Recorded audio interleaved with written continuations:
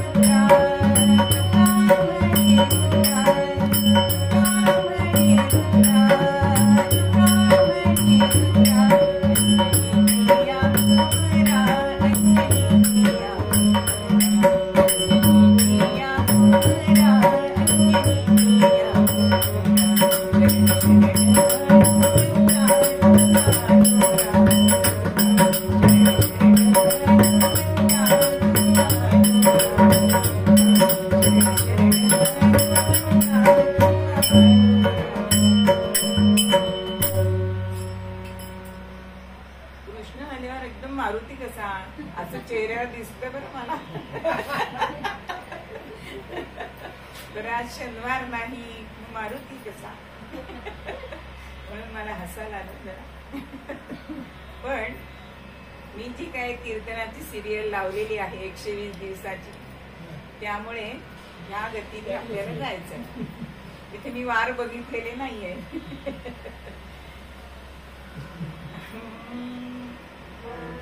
मनोजवं मारुततुल्यवेगं जितेन्द्रियं बुद्धिमतां वरिष्ठं वातात्मजं वानरयूथमुख्यं श्रीरामदूतं शरणं प्रपद्ये. भगवान गोपाल कृष्ण महाराज की जय. सीताकांत स्मरण जय जय राम. महारुद्र हनुमान की जय.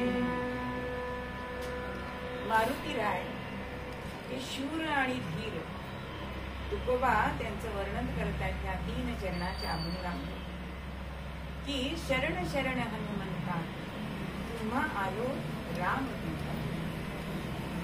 मग तुकोबा हनुमंताला का बरं शरण गेले? त्याच्यामध्ये कारण आहे. कारण शरण कोणाला जावं? जो बुद्धिमंत आहे, नीतिमंत आहे, कीर्तिवंत आहे, यशवंत आहे. आपण बघा, ज्याला वंत लावतो ना ते पुरून उरणार असतं बरं का. नुसते श्रीमंत असतात त्यांना आपण धनिक म्हणतो की नाही, पण ज्यांची संपत्ती पुरून उरते त्याला आपण धनवंत म्हणतो. ज्यांची कीर्ती आजतागायत आहे त्यांना आपण कीर्तिवंत म्हणतो. तसे हनुमंत हे बुद्धिमंत आहे, यशवंत आहे, कीर्तिवंत आहे आणि तसेच ते शूर आणि धीर असे पण आहे.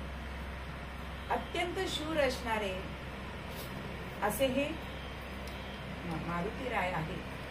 ते रुद्राचा अवतार आहे. 11वा अवतार मारुती शंकरांनी घेतलेला आहे. आणि अशा या हनुमंतांना तुकोबा ह्या अभंगामध्ये प्रश्न विचारतो. काय प्रश्न विचारताय? काय भक्तीच्या त्या वाटा मज दावाव्या सुभट. आता सुभट ह्याचा शब्दाचा अर्थ आहे वीर, योद्धा.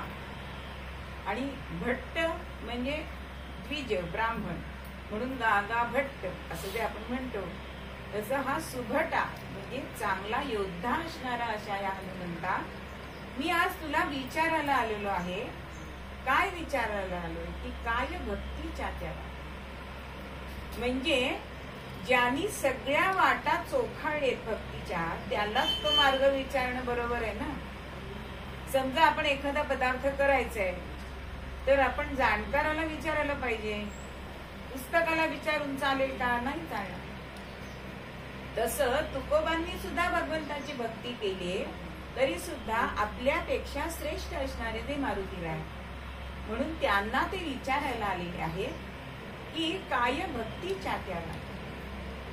मग आपण भक्ती म्हणजे काय बघितलेलं आहे. भक्तीचे भाग किती आहे? 4 प्रकारच्या भक्ती असं आपण दासबोधातली सांगितलेली आहे. मग आज आपल्याला मारुतीराय आणि तुकोबा यांच्यामध्ये जो संवाद आहे तो आपल्याला 9 दिवस करायचा. म्हणून मारुतीराय तुकोबांना सांगतायत की काय भक्तीच्या वाट्या आहे. श्रवणं कीर्तनं विष्णु स्मरणं पादसेवनं अर्चनं वंदनं दास्यं सत्यं आत्मनिवेदनम्. अशा 9 त्या भक्तीच्या वाटा सांगितलेल्या. ते कुठल्याही मार्गाने तुम्ही जरी गेलात, कुठल्याही वाटेने तुम्ही गेलात, तरी तुम्हाला भगवंताची प्राप्ती ही होणारच आहे. मग असा हे मारुतीराय की त्यांनी श्रवण भक्ती आज ते सांगणार आहेत तुकोबांना. मग श्रवण भक्ती सुद्धा मारुतीराय कायम करत असतात. म्हणून आपण जिथे कथा कीर्तन चाललेलं असतं, ग्रंथ वाचन चाललेलं असतं, तिथे आपण एक रिकामा पाठ ठेवतो बघा. ती जागा जी आहे ती मारुतीरायांसाठी आहे. की आज कुठेही जर हरिकथा, रामकथा चाललेली असेल तर मारुतीराय श्रवण करायला येतात. म्हणजे अजूनही त्यांची श्रवण भक्ती चालू आहे. मग अशी श्रवण भक्ती किती श्रेष्ठ आहे. आज ही पहिली वाट तुकोबांना मारुतीराय सांगणार आहे. मग श्रवण भक्ती ही पहिली भक्ती सांगितली, पहिली पायरी सांगितली. कोणी त्याला पायऱ्या म्हणतात, कोणी त्याला वाटा म्हणतात. मग अशी ही श्रवण भक्ती कशी श्रेष्ठ आहे ते आज सांगतायत तुकोबांना. श्रवण करायचंय, श्रवण करायचंय. आज तुमच्यावर सगळा पूर्वरंग आहे, कारण तुम्ही सतत श्रवण करताय.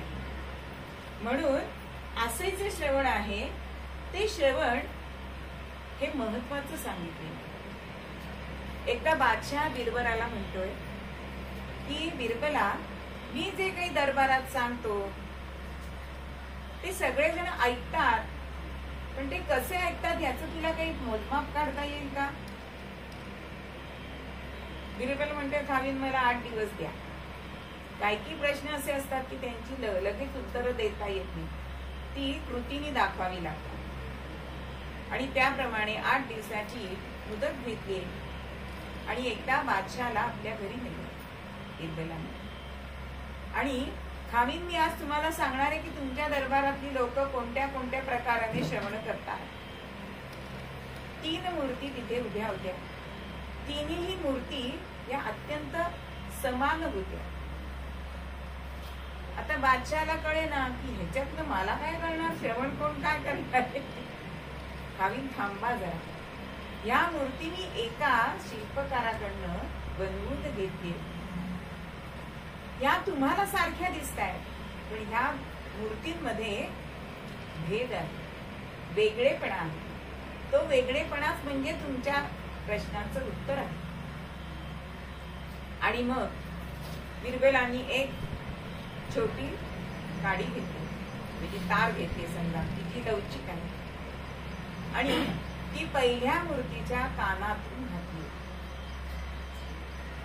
त्या कानातनं घातली आणि ती काडी सरळ जाऊन दुसऱ्या कानातनं बाहेर आली. खावीन 80% लोक असं श्रवण करतात. या कानाने ऐकायचं, या कानाने सोडून द्यायचं. म्हणून असे श्रवण करणारे काही खरे श्रोते ना. मग दुसऱ्या मूर्तीमध्ये काय, आता बादशाला उत्सुकता लागली. मग दुसऱ्या मूर्तीशी बिरबल गेल्या आणि पुन्हा त्याच्या कानातनं, त्या मूर्तीच्या कानातनं काडी घातली. आणि ती काडी आता कानातनं नाही आली बरं का, दुसऱ्या ती मुखातनं बाहेर आली.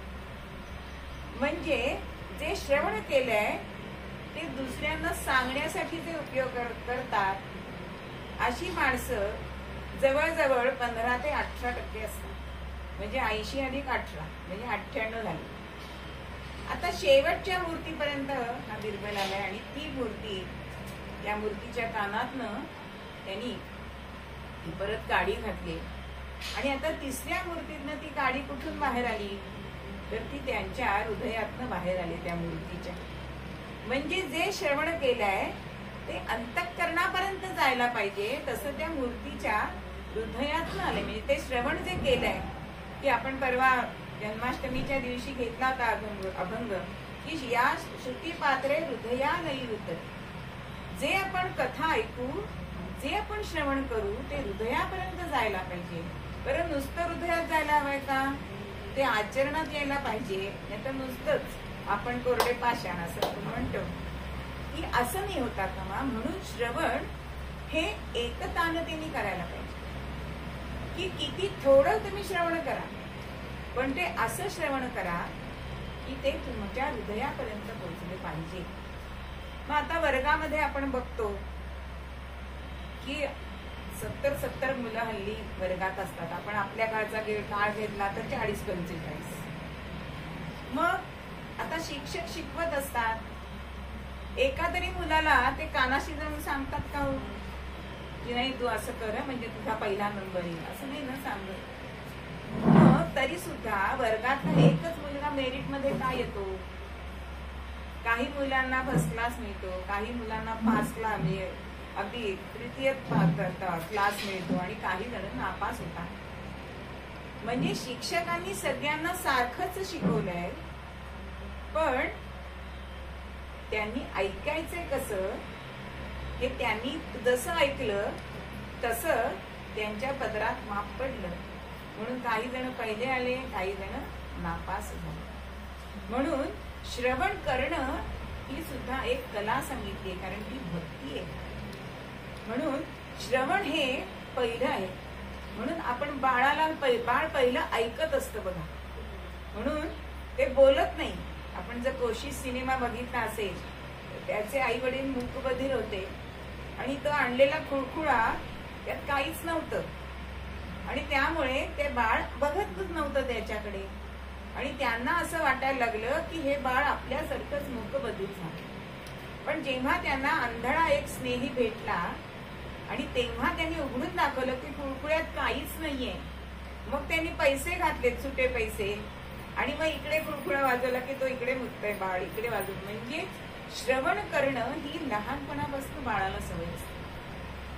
म्हणून पहिली भक्ती, पहिलं हे श्रवण महत्वाचं सांगितलेलं आहे. मग हे श्रवण कसं करायचंय, पूर्वीच्या काळी कीर्तनाशिवाय दुसरं काही करमणुकीचं ज्ञानाचं माध्यम नव्हतं. आज बरीच माध्यमं झाली आहेत, म्हणून कीर्तनाला श्रोते कमी असतात. तर पूर्वीच्या काळची गोष्ट सांगते की महिने कीर्तन देवळातनं चालत असत. तर दोघी जणी मैत्रिणी शेजारी बसलेल्या, आणि एक मैत्रीण दुसरीला विचारते, काय ग, गेल्या महिन्यातल्या बुवांचं कीर्तन चांगलं होतं की या महिन्यातल्या बुवांचं कीर्तन चांगलं आहे? तर ती म्हणते, हो, गेल्या महिन्यातल्या बुवांचं कीर्तन चांगलं होतं. कशावरनं? तर आता ती जिने उत्तर दिलंय ती म्हणते, अगं गेल्या महिन्यात माझ्या 500 वाती वळून झाल्या आणि या महिन्यात माझ्या 300 झाल्या. म्हणजे जे बुवा सांगतायत तिकडे लक्ष जात होतं, म्हणून 200 वाती कमी झाल्या, आणि गेल्या महिन्यातल्या बुवांच्या 500 वाती का झाल्या, कारण ते काय ऐकण्यासारखं नसेल. म्हणून तिचं अर्ध चित्त हे वाती वळण्यामध्ये असल्यामुळे ते कीर्तन काय लक्षात राहणार. मग आपल्याला असं श्रवण करायचं नाही. मग हे श्रवण कसं करावं, तर कल्याण स्वामी आणि समर्थांच्या जीवनातला प्रसंग आहे की सगळेजण या कल्याण स्वामींवरती सगळे शिष्य रागवत असत किंवा खार खात असत, आपल्या मराठी भाषेतला खास शब्द, की त्यांच्यावर समर्थांचा जास्त लोभ आहे आणि आमच्याकडे तर भेदभाव करतात ते, असं सगळ्या शिष्यांचं म्हणणं असायचं. आणि एक दिवस म्हणजे समर्थांना बरं नव्हतं, तब्येत चांगली नाही, म्हणून एका वैद्याने असं सांगितलं की खालून नदीचं पाणी आणा आणि त्या पाण्यात फक्त ते पाणी तुम्ही प्या, तुमची तब्येत सुधारेल. आणि मग अर्थात कल्याण स्वामींनी ती जबाबदारी आपल्यावर घेतली. आता अख्खा सज्जन गड चढून जायचंय, उतरायचंय दररोज, सोपी गोष्ट नाही. आणि परत मोठे हंडे, कारण दिवसभर कितीतरी पाणी लागणार. आणि अशी कल्याणाची सेवा सुरू झाली. आता त्याचे कष्ट बघून समर्थांनी काय सांगितलं, उत्पाख्यानामध्ये आचार्याला सांगितलं की 2 शेर डाळ आणि तेवढाच गुळ आणि पाऊण किलो तूप एवढा दररोज खुराक कल्याणाला तुला द्यायचं, कारण त्याचे कष्ट बघ किती आहेत. आता झालं, दररोज समर्थांनी सांगितल्यानंतर हे सगळं कल्याण स्वामी खायला सुरुवात करायला लागले. आता बाकीच्यांच्या पोटात दुखायला लागला, हो दररोज पुरण आणि चाललाय ह्याला खुराक, असं नाही चालणार ना. मग काय हे शिष्य करायचे की शिवाजीराजे जेव्हा यायचे त्यावेळेला त्यांचे कान धरत असत. आणि मग शिवाजीराजे काय त्या दिवसापुरते यायचे, त्यांना आधी काय घडलं हे काही माहिती नसायचं. आणि मग समर्थांना एकदा शिवरायांनी त्यांना सांगितलं की अहो एवढं एकालाच तुम्ही कसा काय खुराक देता, आता मागचं पुढचं माहिती नाहीये ना. आणि मग समर्थांनी अशी काही युक्ती काढली की अनेक हे पारायण करत असत दासबोधाची. तर मग एकदा समर्थांनी सांगितलं की काय रे तुमची किती पारायण झाली, तर एक जण म्हणाला अहो माझी 1100 पारायण झाली दासबोधाची. कोणी म्हणतंय माझी 101 झाली, कोणी माझी 51 झाली, कोणी म्हणतंय माझी आता 75 होत आली वगैरे, अशी प्रत्येक जण आपापलं सांगतो. मग समर्थ म्हणतात तुमची पाठच झाली असेल ना, तर दासबोध पाठच झाला असेल, एवढ्या वेळा तुम्ही पारायण केली. शिवाजीराजांना पण समर्थांनी विचारलं की तुम्ही किती झाली पारायण तुमची. शिवराय म्हणाले की खरं सांगतो मला काही राज्यकारभारामध्ये दासबोध वाचायला होत नाही. खरं ते शिवरायांनी सांगून टाकलं. आणि मग समर्थ त्या सगळ्या शिष्यांना विचारतायत की ऐसा सद्गुरु रूपिणी ही ओवी काय आहे पुढची, हे कोण सांगू शकेल. आता सगळेजण डोकं खाजवायला लागले, कारण नीट पारायण केलेलंच नव्हतं ना, त्यामुळे त्यांना ती ओवी पूर्ण करता येईना. आणि मग झालं, अहो कोणी म्हणते अहो आत्ता म्हणजे तोंडावर आहे अगदी, मग झटका ना, समर्थ म्हणताय तोंडावर आहे तर झटका, पण कोणालाही ती ओवी सांगता आली नाही. आणि मग आता राहिले कल्याण स्वामी. आणि कल्याण स्वामी शेणाने भिंत सारवत होते. आणि इतक्यामध्ये एक शिष्य समर्थांनी सांगितल्यामुळे कल्याण स्वामींना बोलवायला गेलाय. समर्थांनी बोलवलंय म्हटल्यानंतर ते शेणाचे हात तसे, शेण काही आपल्या कपनीवर उडलेला आहे, अशा स्थितीमध्ये ते तिथे प्रकट झाले, तिथे आले आणि समर्थांकडे बघताय. कशाला बोलवलंय, काय आज्ञा आहे. समर्थ म्हणतात बघा काय ध्यान आलंय, असं येतात का सभेमध्ये. समर्थांना कल्याण म्हणतात आपण बोलवलं आणि ती आज्ञा मी ताबडतोब पाळली.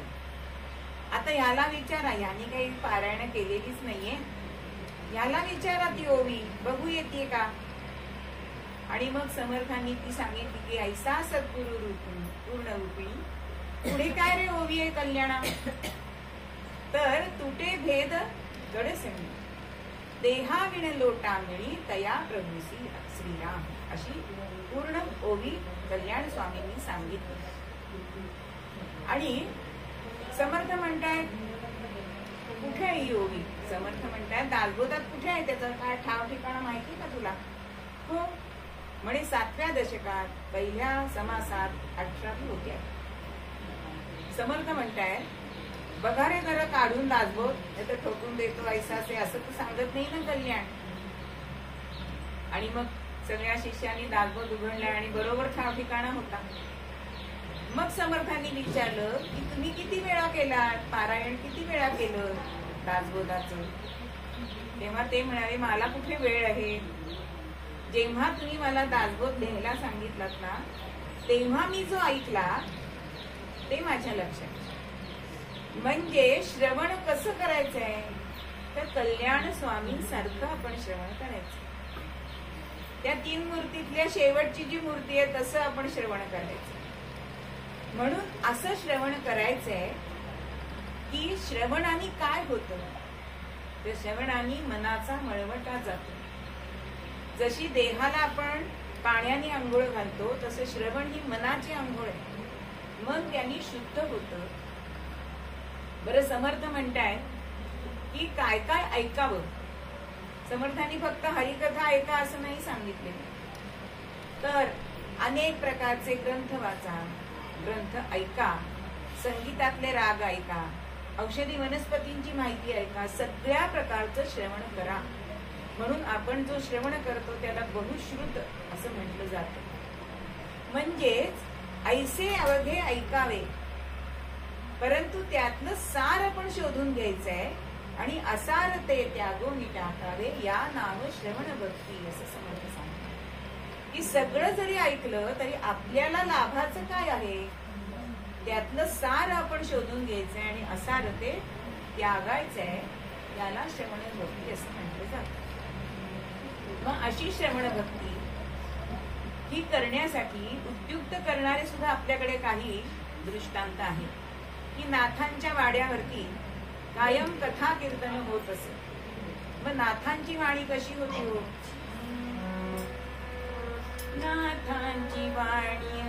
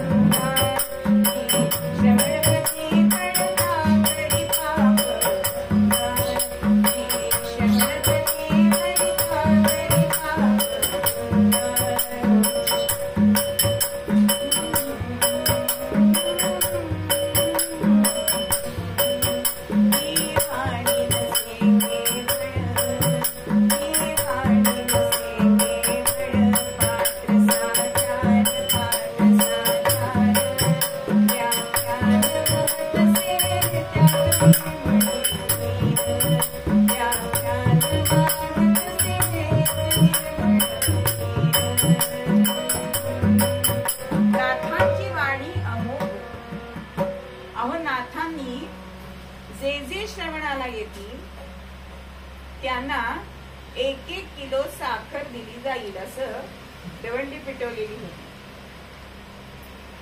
की आपल्याला 1 किलो साखर मिळेल, त्या निमित्ताने तरी हे लोक ऐकायला येतील.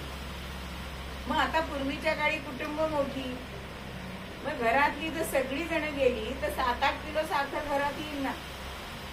हा हिशोब करून तरी लोक गाड्यावरती ऐकायला जात असत. आणि नाथांची वाणी म्हणजे काय होत? अमोघ जशी काही ओघवती गंगाच आहे आणि जी आपल्या श्रवणपथी पडल्यानंतर आपलं पाप नाहीस करते, अशी नाथांची वाणी होती. म्हणून नाथांनी हे आमिष दाखवलं. पण ही साखर काही खूप दिवस नाही दिली, कारण एकदा श्रवणाची गोडी लागली ती लागली, मग ती सुटत नाही. म्हणून सुरुवातीला श्रवणाची गोडी लागावी म्हणून काही ना काहीतरी आमिष म्हणून नाथांनी हे केलेले होते. नाथ तर म्हणतात की श्रवण कसं करावं, तर दुधाचं पातेलं दिसतंय आणि एखादा बोका डबा धरून बसतो की नाही, ही स्वयंपाकघरात ही मालकीण कधी जाईल आणि मी त्या दुधावरती त्या साईवरती डल्ला मारीन, असा जसा तो डबा धरून बसलेला असतो तसं आपण श्रवण करावं. सतत सतत श्रवण करावे. मग हे श्रवण करणार त्याला सुद्धा काही पथ्य सांगितले.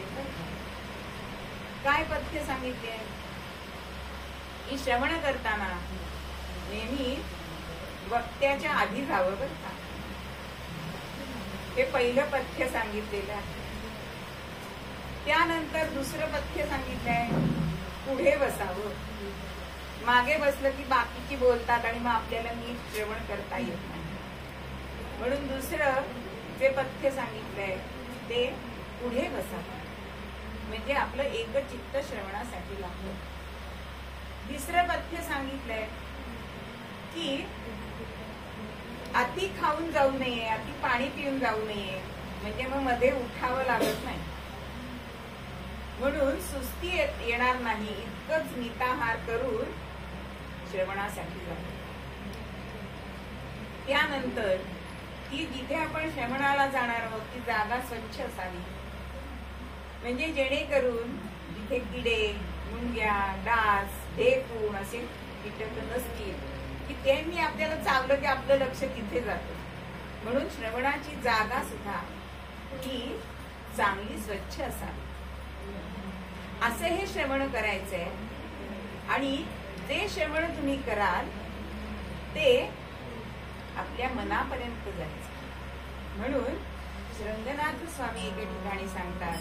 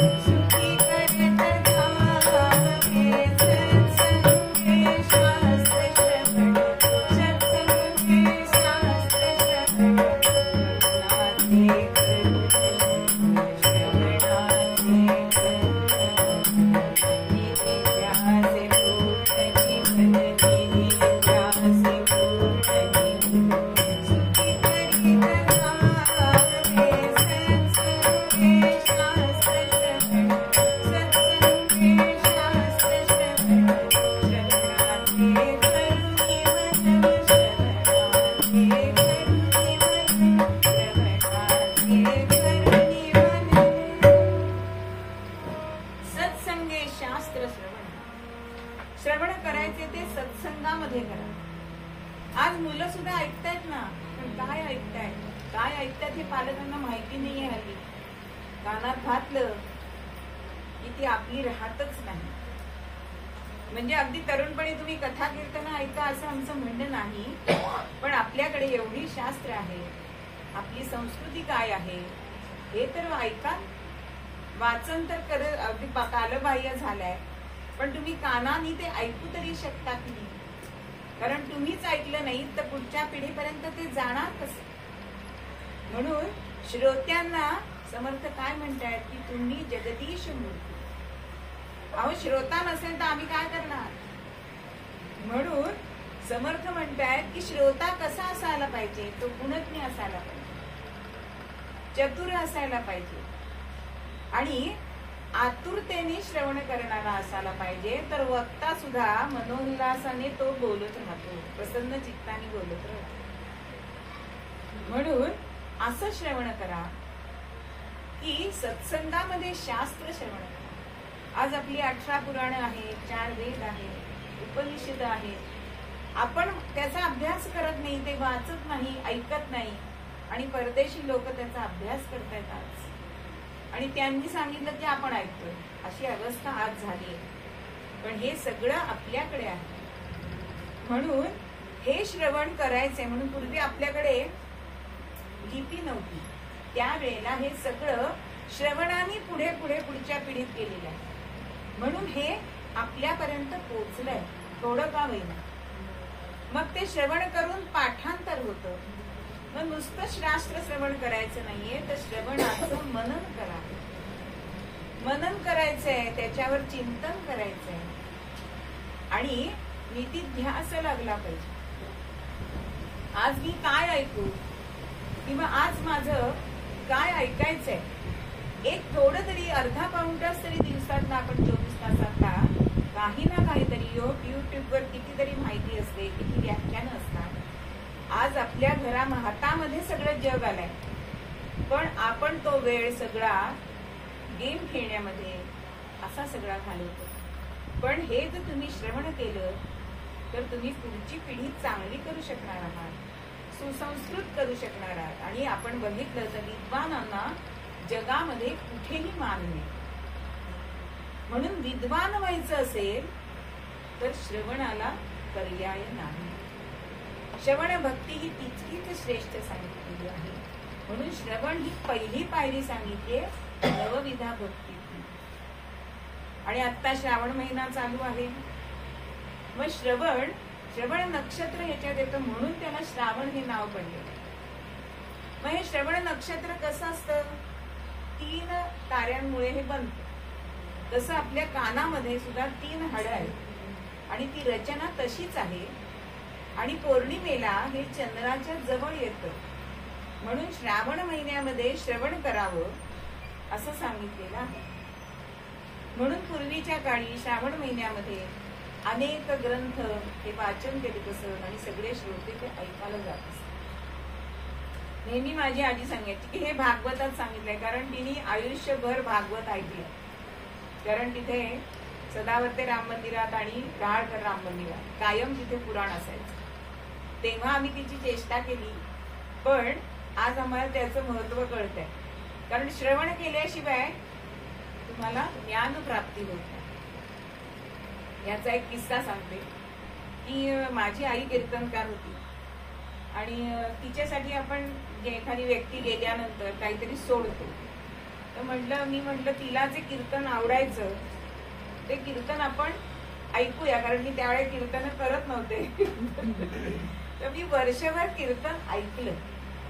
आणि हा नेम पुण्यामध्ये, आम्ही पुण्यामध्ये राहत होतो, तर पुण्यामध्ये नारद मंदिर, अरण्येश्वर मंदिर याच्यामध्ये 12 महिने 13 काळ कीर्तन सेवा असते. आता थोडी कमी झाली, पण ती कीर्तन त्यावेळी ऐकले, म्हणजे 2001 साली. पण ते मला आता कीर्तन करताना याचा उपयोग होतो. म्हणजे श्रवण केलेलं ते कधीही वाया जात. म्हणून श्रवणाने आपल्याला ज्ञान प्राप्ती होते, मनाचा मळवटा जातो. जसं एखादं भांड आपण दररोज घासतो आणि ते लख्ख ठेवतो, तसं श्रवणाने आपलं मन हे लख्ख होतं, मनाला पॉलिश होतं.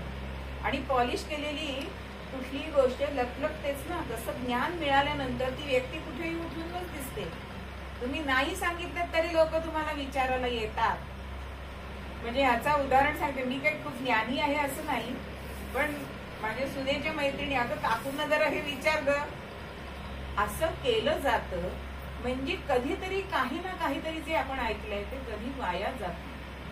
म्हणून श्रवणाने भगवंतानी सुद्धा सांगून ठेवलंय की जो माझं श्रवण करतो, माझी हरिकथा श्रवण करतो, त्याला मी प्राप्त होतो. म्हणून जर भगवंताला आपल्याला प्राप्त करायचं असेल तर आपण श्रवण भक्ती करायला पाहिजे. आणि ती भक्ती एकतानतेने करायला पाहिजे, मनापासून करायला पाहिजे, त्याचा निधिध्यास लागला पाहिजे. जसं मारुतीरायांनी ही भक्ती श्रवण केली आहे, आजही करतायत. मग असे हे मारुतीराय की जे स्वतः मनोवेगाने पुढे जाणारे आहेत, त्यांना अनेक वरदान मिळालेले.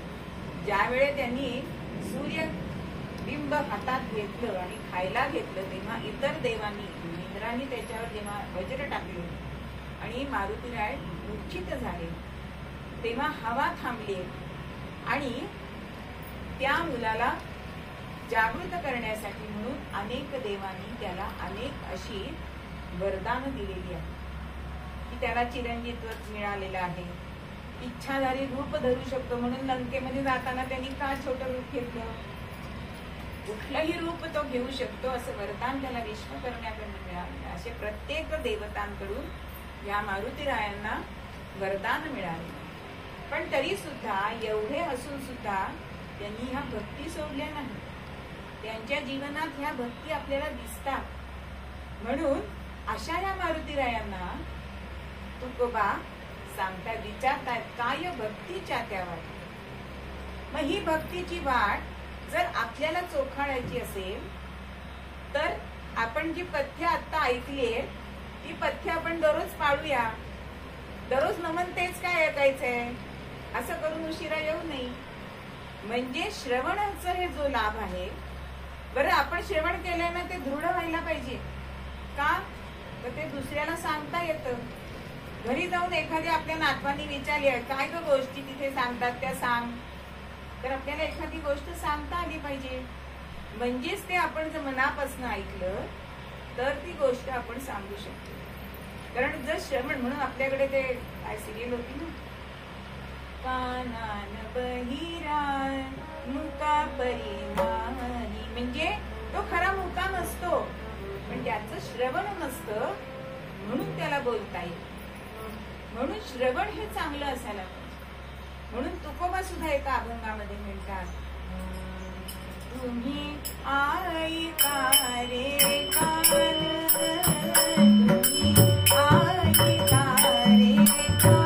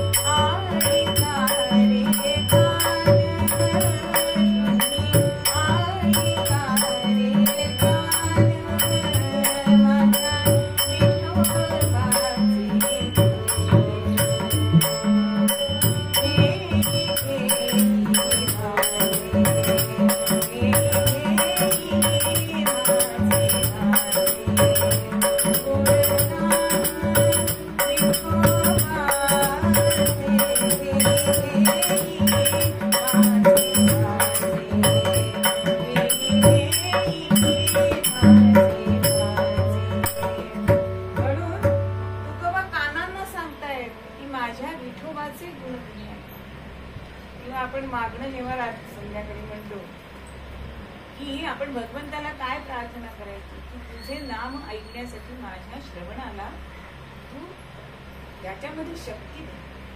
कारण तुझं नाम जर मी ऐकलं नाही तर ते माझ्या वदनावर मुखावर कसं येणार. म्हणून श्रवण हे अत्यंत महत्वाचं आहे. म्हणून आपण सगळ्यांनी श्रवण करूया.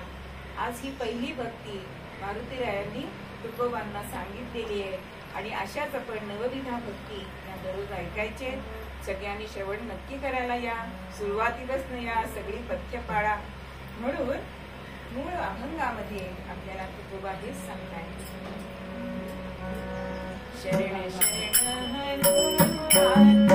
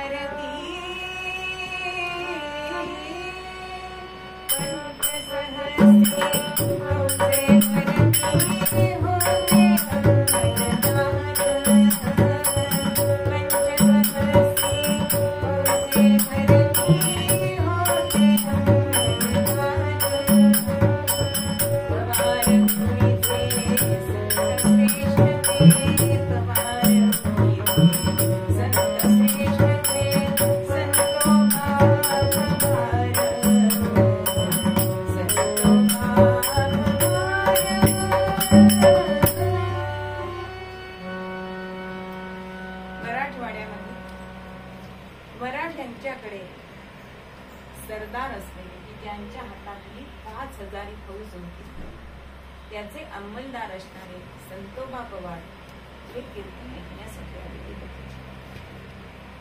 आणि एखादी गोष्ट मनापासून ऐकली की मनामध्ये कसा फरक होतो त्याचं हे आख्यान. जसं परीक्षित राजानी 7 दिवसांनी मरण आहे हे कळलंय आणि शुकमुनींनी सांगितलेलं भागवत जसं ऐकलं आणि त्या श्रवण भक्तीने राजा तरुण गेला, त्याच उत्सुकतेने असं हे ऐकणारे की संतोबा पवार कीर्तनाला श्रवणासाठी बसतील. आणि तुकोबांची श्रवणी येता वैराग्य पूर्णवाणी, श्रवणी येता वैराग्य पूर्णवाणी,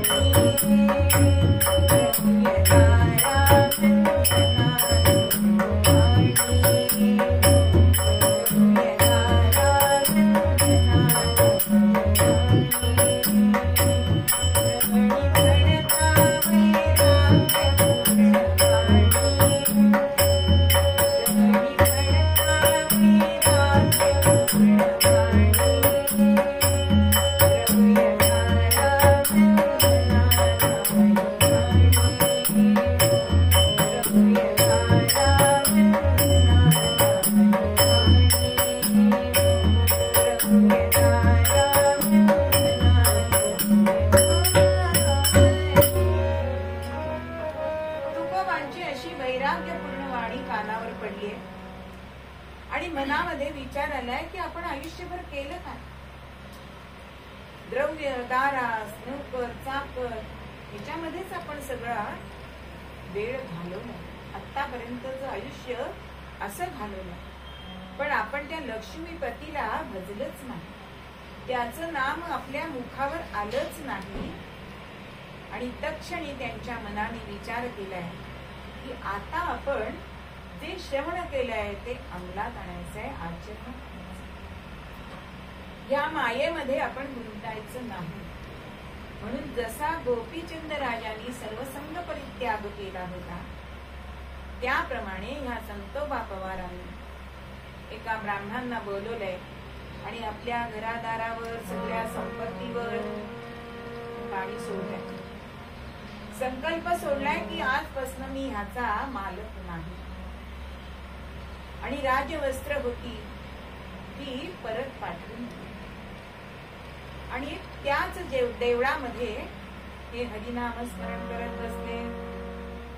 पांडुरंग हरी वासुदेव हरी, पांडुरंग हरी वासुदेव. आणि मनाला मोठा आल्हाद होतो की इतक्या उशिरा का होईना पण तुकोबांचं कीर्तन श्रवण करून आता ह्या मार्गाने आपल्याला तो पांडुरंग भवसेल, त्याची प्राप्ती होईल. आणि ह्या सर्व दरम्यामध्ये त्यांची पत्नी ती माहेरी गेलेली होती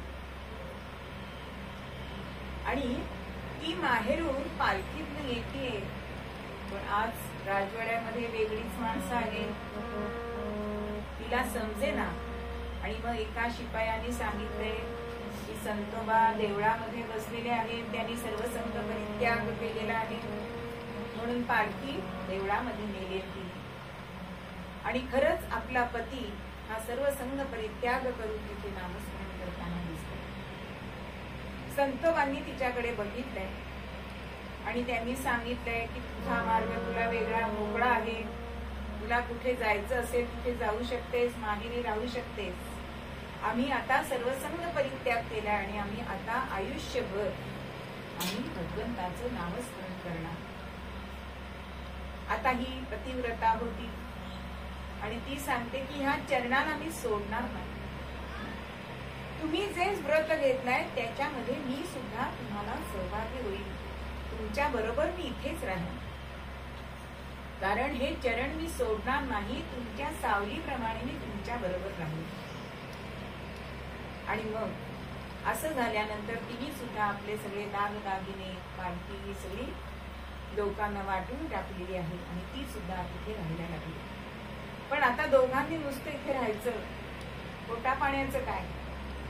आणि म्हणून संत बाबा सांगतात की तुला जर माझ्या बरोबर राहायचं असेल तर संतोबा करी आज्ञा तरी मागून दररोज भिक्षा आणि तुला दररोज भिक्षा मागून आणावी लागेल 5 घरची. आणि नुसती भिक्षा मागायची नाही तर मुखावरती तो जो चालक पालक मालक आहे त्या पांडुरंगाचं नामस्मरण तुला सतत घ्यावं लागेल, तरच तुला माझ्या बरोबर बसता येईल. आणि ती त्याला राजी झाली. दररोज 5 ठिकाणी भिक्षा मागावी. मग कधी गोरांना मिळालं तर 3 धोंडे मांडावे, अन्न तयार सिद्धी करावी आणि मग आपल्या पतीला वाढावं आणि मग जे उरलेलं आहे ते आपण खावं. कारण सर्व संघ परित्याग केला म्हणजे साठवण करायची नाही हो, हे तांदूळ उद्याला होतील असं नाही करायचं. आणि एक दिवस भिक्षा मागण्यासाठी पारगाव जवळ, रांजणगाव जवळ एक पारगाव म्हणून गाव आहे, तिथे गेली. आणि तिथे कोण राहत होतं तर तिची सख्खी नणंद तिथे राहत होती. भिक्षा मागितलीये, क्षीण आवाजामध्ये भिक्षा मागितलीये, कारण ह्या दिवसांची सवय नव्हती. आतापर्यंत देहाला कष्ट नव्हते, पण आता देहाला कष्ट पडते. पण आपल्या पतीच्या सुखामध्ये आपलं सुख मानणारी अशी ती होती. आणि त्यामुळे तिला त्याचं काही दुःख नव्हतं. आणि भिक्षा वाढण्याच्या निमित्ताने नणंद बाहेर आली आणि ती अशी कृशी झालेली आपली वहिनी बघितली आणि मन तिचं गलबललं.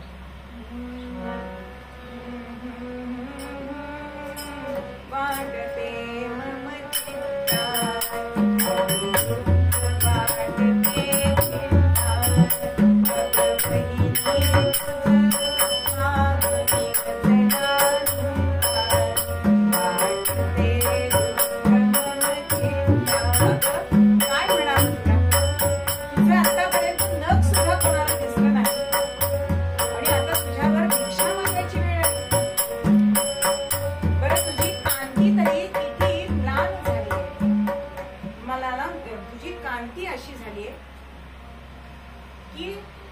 तुझ्याकडे मला बघवत नाही, तू इतकी कृश झालीस,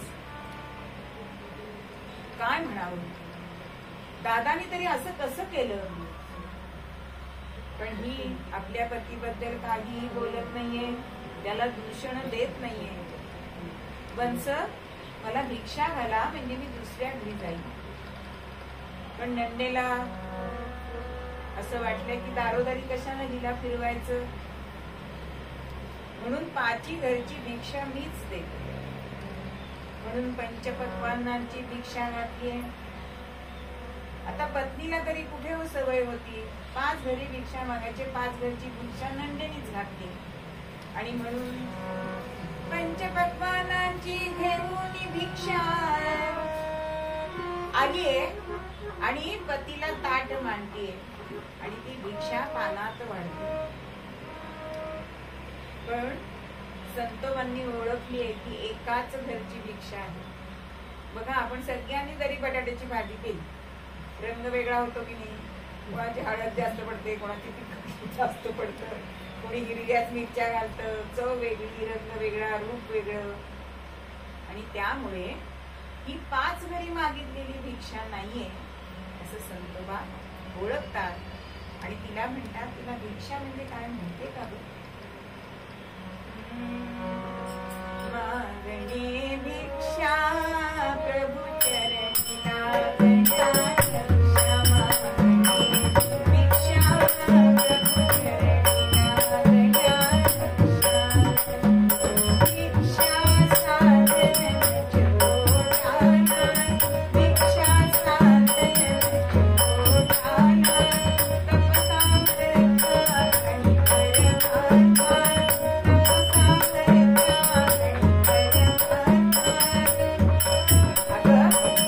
म्हणजे काय,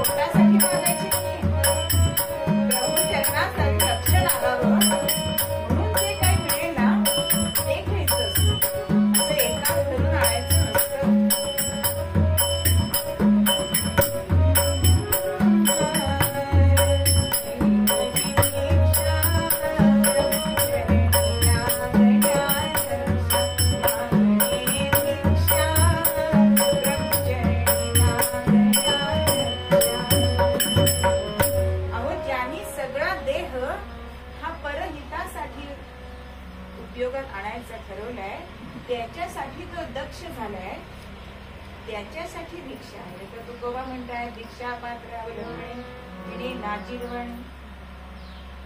भिक्षा मागणं म्हणजे लाजीरवाणी गोष्ट आहे. पण भिक्षा कोणी मागावी? तर ज्यांनी लोकांचं हित होणार आहे, आपलं सगळं आयुष्य ज्यांनी लोकांसाठी ठेवलंय त्यांना भिक्षा मागायचा अधिकार आहे. आणि भिक्षेमध्ये सुद्धा चवीपरी नसाव्या. म्हणून जेव्हा समर्थ पुरस्चरण करत होते त्यावेळेला त्यांनी काय केलेलं आहे, ती भिक्षा मिळाली की पात्रामध्ये, नदीच्या पात्रात बुडवावी. त्याचा सगळा रस निघून गेला की त्यांनी ती भक्षण केली. की फक्त देह जगवणे एवढाच भिक्षेचा अर्थ आहे. त्यामुळे मी ही भिक्षा फेडणार नाही. आता पती उपाशी कसा राहून देणार? म्हणून ती म्हणते थोडं थांबा, मी परत भिक्षा मागून आणते. आणि मी गेली. पावसाळी दिवस होते, नदीच्या पलीकडे भिक्षा मागायला गेली आणि भिक्षा मागेपर्यंत नदीला इतकं पाणी आलं, पूर आला की आता मी पलीकडे जाऊ कशी, असा विचार मनामध्ये. आणि बघते कोणी होडीवाला येतोय का, कोणी मला पलीकडे नेऊ शकेल का. मनामध्ये काय होतं की माझे पती उपाशी. आणि म्हणून ती बघते आणि तेव्हाच देऊनिया सांगड प्रभू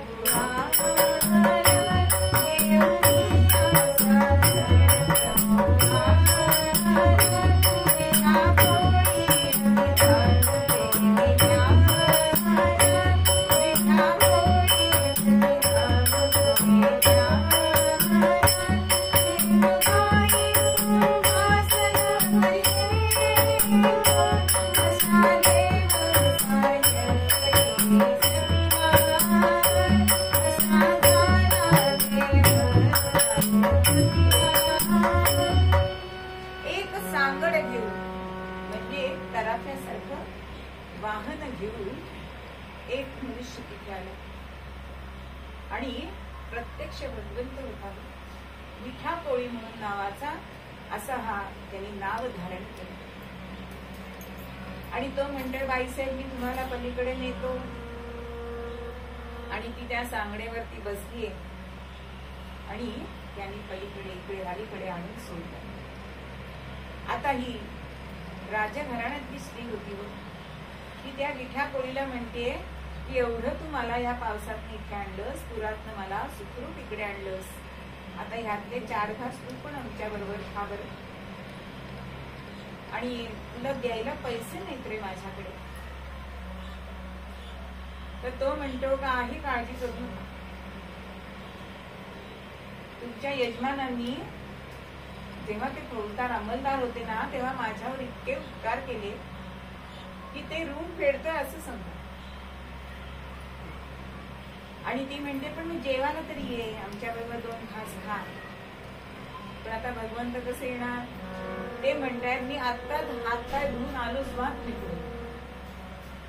आणि म्हणून ही निघाली पतीकडे, तिथे ज्या मंदिरात ते होते तिथे आली.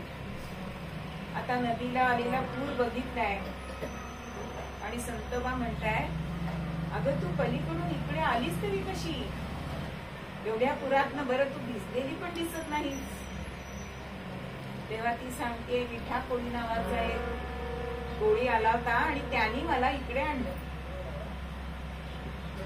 असं ऐकलंय. मात्र पण नामस्मरणाने ज्ञान प्राप्त झाले होते. आणि संतोबा म्हणतात की हा साधा कोणी नव्हता, हा प्रत्यक्ष पांडुरंगच तुला सोडायला आलेला होता. चल मला दाखव बरं. पण कशाला असणारे भगवंत तिथे? आणि त्या नदीच्या तीरावरच संतोबा बसलेत. मनामध्ये वाईट वाटतंय की माझ्या आधी माझ्या पत्नीला भगवंता तू दर्शन दिलंस. संतोबा म्हणती देना दर्शन.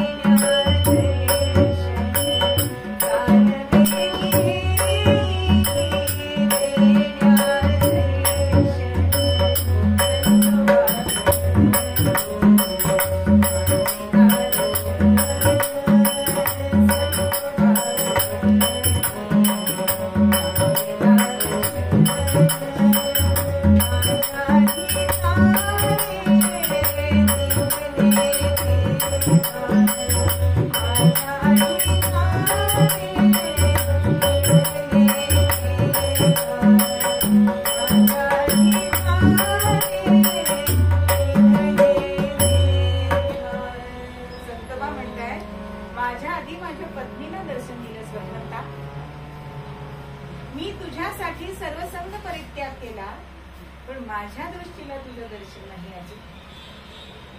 मी तिच्यापेक्षा अभागी आहे का रे?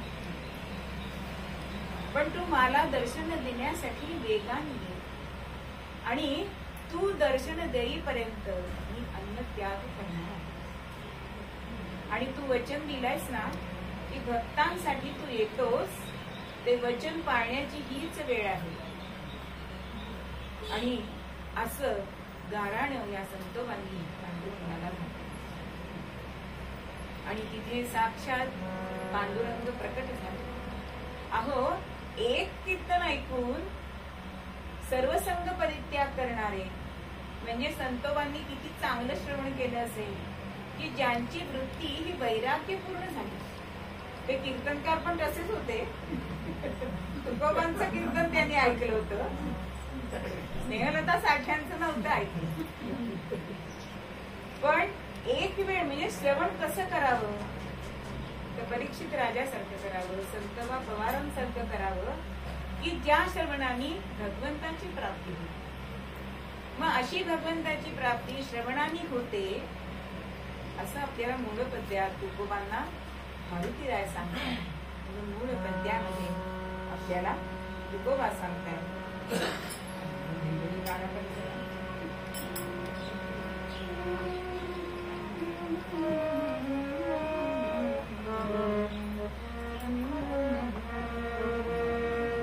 शरण शरण